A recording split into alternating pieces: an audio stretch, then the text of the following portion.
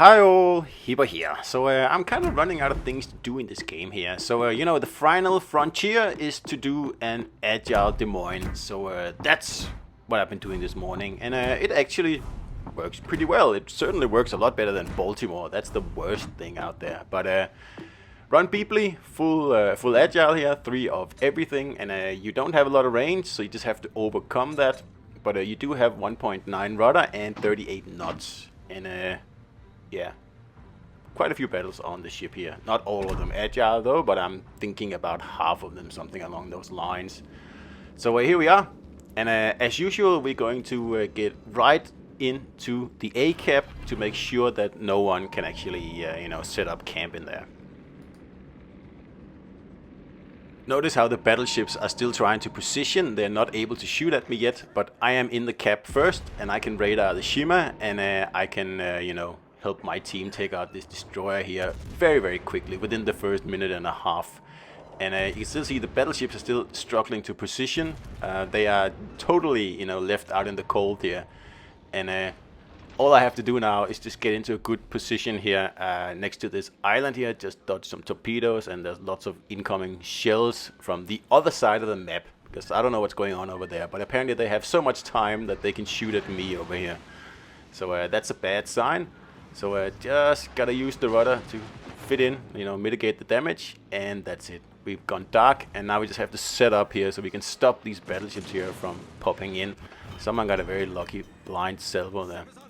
So sometimes when I play this, the battleships on my team, which is like nothing out of the ordinary, they stay behind the island, and then, it's just a matter of these red battleships here coming around the corner, flanking me and taking me out, because I don't have torpedoes in the ship here. And that's the downside about Des Moines, because in this case here, my battleships are actually helping me, which is nice. But, sometimes they don't, and then you need torpedoes to keep these guys at bay, and I don't have them, so that's a bit of a problem here. So I'm trying to AP this guy here, but, not doing much. But luckily, like I said, I do have my battleships backing me up in this battle here. And there is no risk to them at all. All they have to do is sit there, bow tank, and just make sure that I don't get, sidelined here, or, that's it. They don't even have to enter the cap. I've already removed the destroyer in here. There's nothing to fear. So that's it. Now I just gotta wait for them to whittle down this Yami here. And then when he's down to about 10%, we can pop out and then take either him out or his friend behind him there. And his friend behind him, that's the kind of battleship I'm talking about. If you have those on your team and you're making like a move like this in Des Moines, chances are you're gonna get flanked and blown out of the water. So this move here depends a lot on your battleships, and if they know what they're doing. Because this second red battleship here, like at least the Yami is making an effort. The second red battleship here is just an absolute, I don't know what he's doing. He's sitting there getting torped. I mean, this is great. And anyway, after this guy here gets sunk, I actually get hate mail from him as well. And I think that tells you what kind of player this is. That's also why I have no issues popping out in front of him here at 7 kilometers, because I doubt that he's going to be much of a threat. And it turns out that he's not. He's either not got a very high commander on his Yami, or he's running, who knows what he's running, because he's playing this like the worst possible way. I don't know, because now I'm just going to set him on fire now, and then he's going to panic, and he is going to make a dumb move, and he's going to get taken out. And that's it. That's it. So I will say yes, I'm lucky I have battleship backup. A lot depends on that, on this spawn here. If you move in like I did quickly off the bat, and he's getting off his last shot there, and that's usually the potato shot, like the last rear turret shot out of a potato battleship. That's the incoming salvo you have to be careful of, because that's the one that'll citadel everything. Doesn't matter. Doesn't matter what you're sailing. It doesn't matter. It's a citadel. Even a destroyer. It's a citadel. No, I'm kidding. But it tends to be that way. Okay, we're done over here. There's no more destroyers, and all the other red ships are on the other side. So there is no point hanging around over here. Like, I don't know what they did on the other side of the map, but They somehow just took over that whole area pretty easily, and no one seems to have been putting up a fight. There's still a destroyer over there, you know, keeping them busy, so that's good. So I will try to get into a good position to deny them any more area of the map, because there's still too many ships that I want to take them on in open water, even in an agile Des Moines here, and they are all in the same quadrant pretty much, which is like a huge mistake, because it makes it very easy to close them in.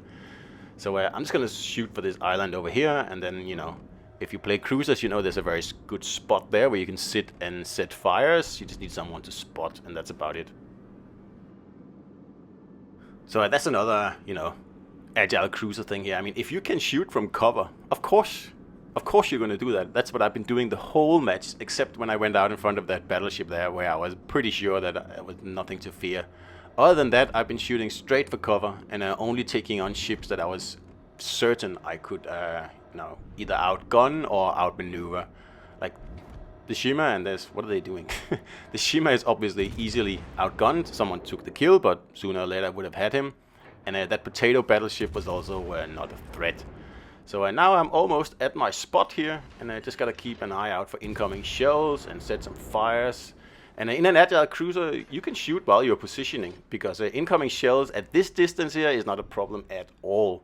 And you don't have to rely on your concealment like in a normal Des Moines build. So we just set a few fires while we were crossing the sea there. And now I'm obviously super safe, because I'm not gonna get spotted here. So I'm just gonna sit here and, you know, play a classic Des Moines, you know, unspotted, setting fires and being really, really annoying.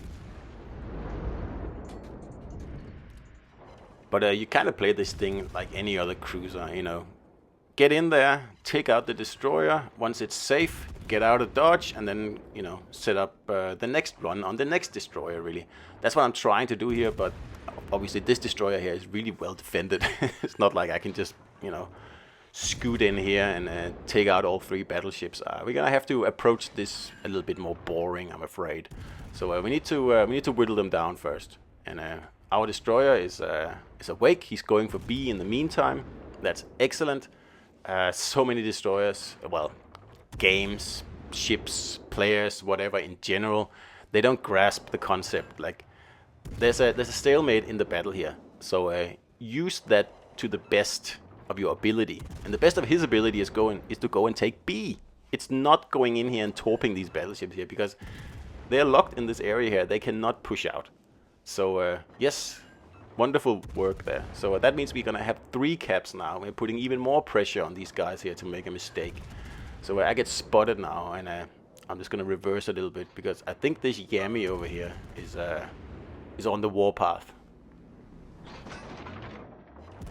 So we're just going to tuck our nose in here and just wait for the opportunity to actually pop out again. And I can still shoot at the Yami, so it's not really much of a problem. So keep an eye on the map, because there is an Alaska that's trying to make a flanking push, and that could potentially be a huge problem. So that's going to be, you know, ship number 1 now. And we push the Yami back far enough that I can pop out without getting spotted. So I am going to stop whatever it is this Alaska here has going on the flank, because we cannot have that. I mean, having him all the way out there, he'll be able to citadel pretty much anyone he wants to. And I would like to be on the other flank with the destroyer and helping him out with the other destroyer, but as it is now, that's just not possible. I cannot cross this sea here, and that's just too bad. So, like I said, with the range on Des Moines, that is a bit of a problem. You only have 15 kilometers, so you need to get close to people. But here's where the Agile build comes in. And I know this Alaska is only half health, actually a third health. But if you watch this, then you'll know why I really enjoy 1 versus 1s in Agile cruisers. And I know it's not fair, because, I mean, any Des Moines can burn down an Alaska. It's not difficult. But any Des Moines is probably going to have a hard time doing it without getting hit. And that's what I'm going to try now. So he's trying to stay hidden, but fires, and we're just going to slingshot the ship around it like that. Ha! Is anything more satisfying than that? I don't think so. I don't think so. So I'm just going to set up for the next one, because I can fire probably 3 salvos before he's reloaded, and I should at least get 1 fire. Put some pressure on him here. Then we're gonna, you know, arrange the ship again and simply go around his salvo yet again. So that's 2 salvos the Alaska has fired now without a single hit. And that's what I mean, like, once those shells leave the gun, it doesn't matter how good a player you are, because you have no influence on that. It is the Agile cruiser that has all the cards. So that was a better one, but we just repair that. I don't know why he's going broadside, but I'm still sticking to HE, because why not? We want some fires here. So this is starting to take too long. He's doing the right thing. He's you know, reversing and going bow on, trying to, you know, make this last as long as possible, giving his guys more of a chance. But I'm getting really impatient, and I'm just stopping the whole evasion thing here, because I'm still at 41,000 hit points, and obviously I'm going to win this, and I just don't care anymore. So just gonna go straight on, and I still have heals and sonars and radars, so I'm not really worried at all. And we already got a fire going on this guy here, so he is going to sink. It's just a matter of when. So I wish I could turn now, but he's making this making this last as long as possible. And all I want to do is just go and cap C, really, and that's it. But wow, that took a long time. So I started this battle here at almost 41, and during the course of it, I lost a maximum of 3,000 hit points, while the Alaska went, you know, down from 1/3 to nothing. So I'd say that's about 1 to 5, something like that. And that's why, also in the 1 versus 1 arena, or whatever it is, I mean, even if you don't have a DPM build on your Agile cruisers, you're still able to out DPM most other ships, especially the ones with a longer reload, because you can get that rear turret into the fray. And it makes all the difference. At the same time, you are pushing out more shells than your opponent is, and at the same time, you are also dodging more shells than they are. So really, the outcome can only go one way, you know, barring any torpedoes in the mix. And it's always in the favor of the Agile cruiser, always. So we're approaching the end of the battle here. There's only 2 minutes left, and obviously we're going to win. We're almost at 1,000, and yeah, there is a destroyer left, but I mean, he is way too far away. There's no way I'm gonna make it out there in 1 minute 47, much less in 4 tickets, which we're going to hit 1,000 in a few seconds.